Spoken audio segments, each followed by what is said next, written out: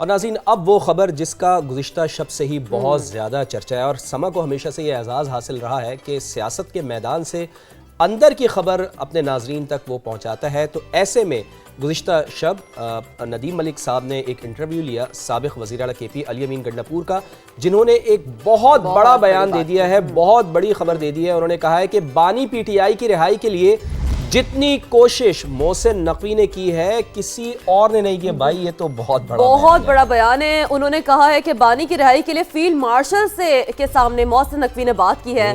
ये तमाम बातें उन्होंने प्रोग्राम नदीम मलिक लाइव में गुफ्तगू करते हुए साबिक़ वज़ीर आला KP ने PTI की क़यादत को नाकाम करार देते हुए की है, कोट किया है, मोहसिन नकवी की तारीफ की है और उनका जो रोल रहा है, जो उन्होंने बात की है वो उन्होंने हाईलाइट की है। साथ साथ उन्होंने बानी की सेहत से मुतालिक उन्होंने कहा है कि इत्तलात पर मुझे यकीन नहीं है जो ये इत्तलात आ रही हैं, और दुआ है कि जैसी रिपोर्ट बताई जा रही है बानी की सेहत वैसी ही हो। ये बात उन्होंने और नदीम मलिक साहब को क्रेडिट भी देना होगा कि जिस तरह से वो अंदर की खबरें निकलवाते हैं, ये उन्हीं का क्रेडिट है कि उनके पास कितना ज़बरदस्त हुनर है। ज़ाहिर है एक तवील तजुर्बा है उनके पास।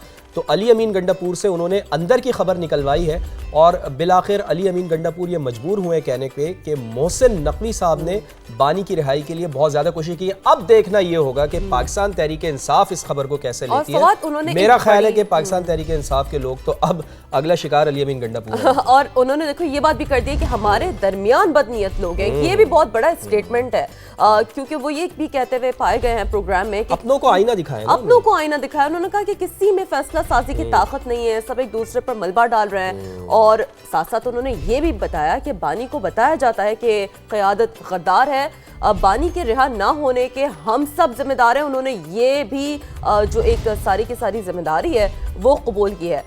उन्होंने ये भी कहा अपने धरने से मुतालिक कि हमारे धरने से बानी PTI बाहर नहीं आएंगे। सही। नकवी ने जितनी कोशिश की है कि इमरान खान रिहा हो जाए और मसला हल हो जाए, इतनी कोशिश इन सब में किसी ने भी नहीं की परले कैंप में। Can you believe it? मैं अनोज कहता हूँ ये बात। मोहसिन नकवी वाहिद इंसान है जो फील्ड मार्शल के सामने बात भी कर लेता है।